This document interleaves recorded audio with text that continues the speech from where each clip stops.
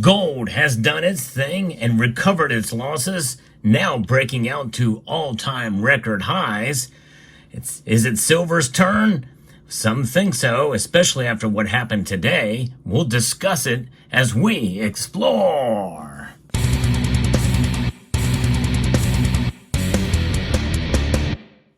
In a quite shocking move, silver did what seems to be impossible today by outperforming gold. And I'm not just talking about on the way up. I'm talking about gold fell. It went down in price, and silver rose in price fairly substantially. Now, I wouldn't necessarily call it a surge, but it is up dramatically. Silver is up over 1.1% to $29.42 right now.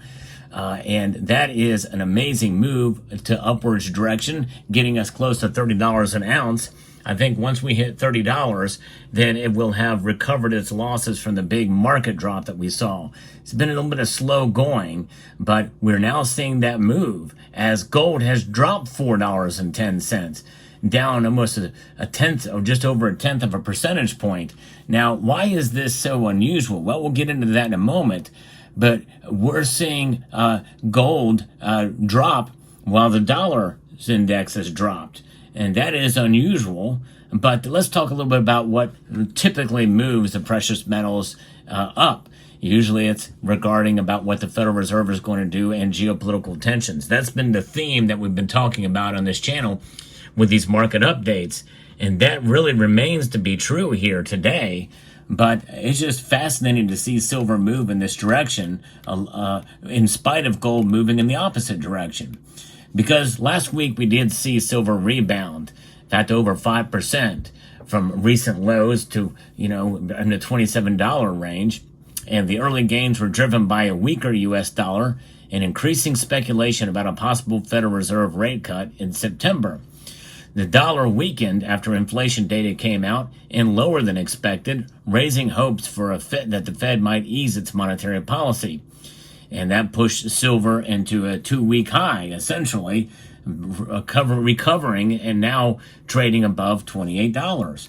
However, silver faced selling pressure near $28.50, slowing its rise. And that's typically what happens. Why? Well, because there's a lot of paper representations. When I say that, I really mean digital representations of it's essentially exposure to silver's price, the ETF market, not necessarily physical. In fact, sales of physical bullion have slowed, and that continues to kind of weigh in on its price because they're slowing down, and so premiums are lower.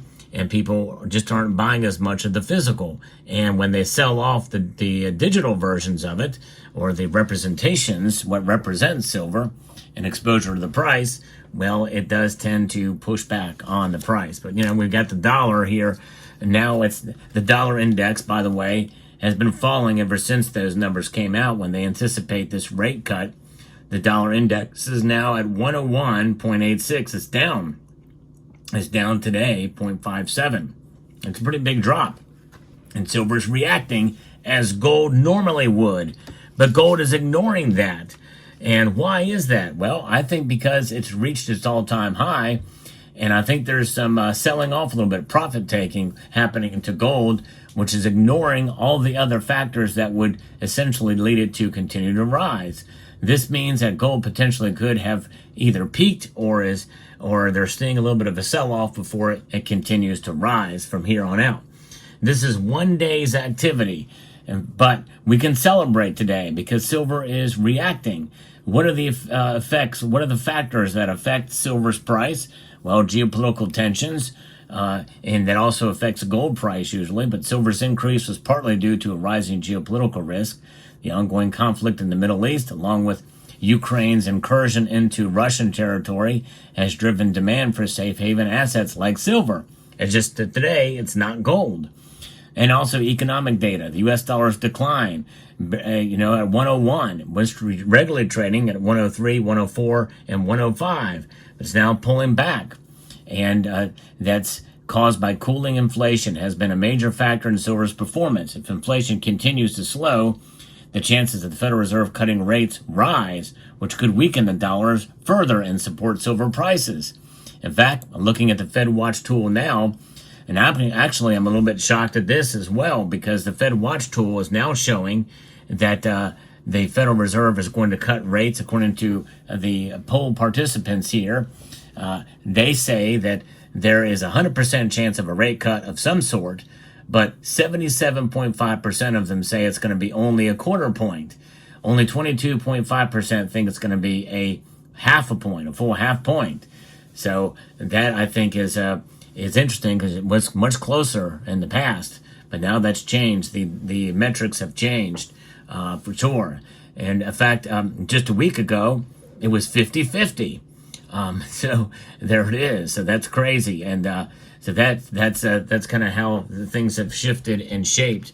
And really, realistically, probably, I would be shocked if they were going to make that dramatic of a cut, because that could have a really negative impact on the dollar. And the dollar already is negatively impacted. And really, the powers that be do not want to see gold and silver perform any better than they already are. Gold is already trading at an all-time high. And will that make news? Who knows? And very well could make mainstream news. And when it does, and if it does, then I think that people are going to start to do more research and find out that the dollar really is definitely unsound money. Because even at 2.9% inflation year over year, that's only a 1/10 of a percentage drop from where it was last month at this time. That's the kind of thing we see and realize, that when people really look at the data, they can see that prices are not dropping. They're just rising at a lower rate. They're still rising, making it much more difficult. Credit card debt is an all-time high. So that's kind of where things are there. By the way, where is it going to be in November? In November, there's going to be no more rate hikes or even a pause. They are going to 62% say they're going to cut again another quarter point. So that's kind of where that is. So those are the two biggest things: economic data and geopolitical tensions. And what do we have coming up this week? Well, the Fed meeting minutes will be looking for clues for future monetary policy, and that could be coming out when those minutes are released. The PMI reports from the services and manufacturing sectors, along with unemployment claims, will play a significant role in market sentiment. It sure will. And we could see dramatic moves in gold and silver's price, likely to the upside if those numbers come in less than usual, lower than usual. Jerome Powell's speech, he will be addressed at the Jackson Hole Symposium, will offer insights into economic conditions. Now, if employment numbers come in lower than expected, there is a chance that the way that the markets interpret it and how they will react, as far as the Fed Watch tool, Fed will do, according to the Fed Watch tool, those numbers will shift dramatically. But I think either way, it's probably going to lead to higher prices for gold and silver. But there is a potential impact that it can negatively impact silver, because if there's less hiring going on, there's less economic activity, less demand for silver in industry. But silver is reacting today essentially as a precious metal and doing the impossible, because a lot of times it trades as a commodity. But I've checked the other commodities and they are flat to lower, but silver is rising. And this is just one day, but could this be the beginning of a new cycle for silver? I don't know. I say cycle as opposed to a bull run at this point, because we're really, in a sense, seeing a recovery that is part of the new movement, a cycle of activity where it's reacting as a precious metal more so than as an industrial metal.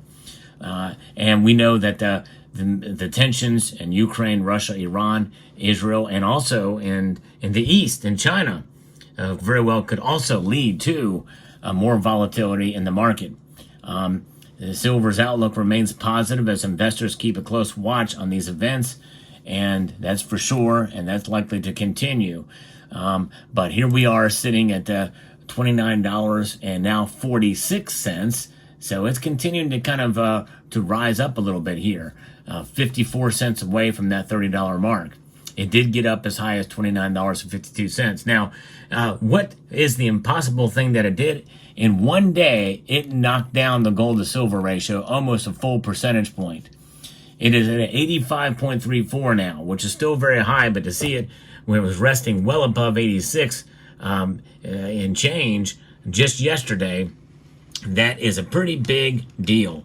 And that is something to see. So today is a day to celebrate silver, and we shall do so. I love it when we see silver come together and really kind of help narrow that gold to silver ratio. Many of us feel that silver is undervalued. But what's going on? Well, there's a lot of short positions out there in silver too.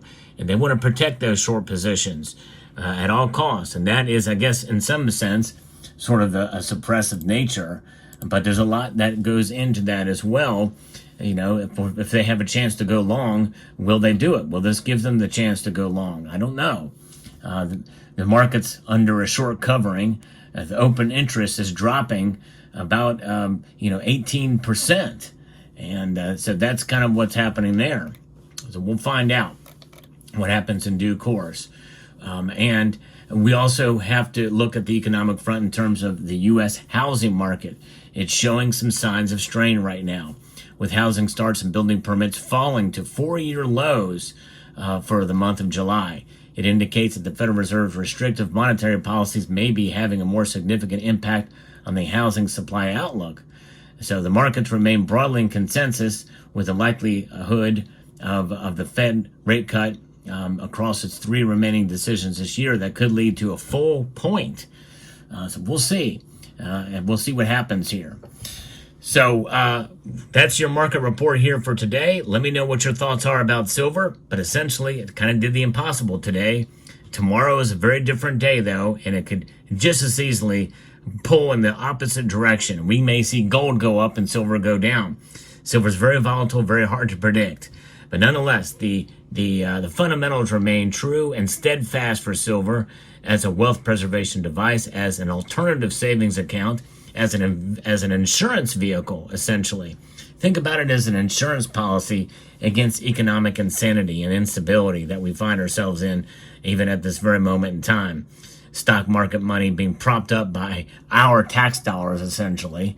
And but nonetheless, wealth outside of the system that revolves around this is a pretty wise move at this point, no matter what the price does, by the way. And I think when we come to realize that, then I think we sleep better at night, no matter what the price does and the fluctuations there in the price. Let me know what your thoughts are. I'd like to extend a multitude of gratitude to each and every one of you for taking the time to watch, and to encourage you to please rate, share, comment, and subscribe.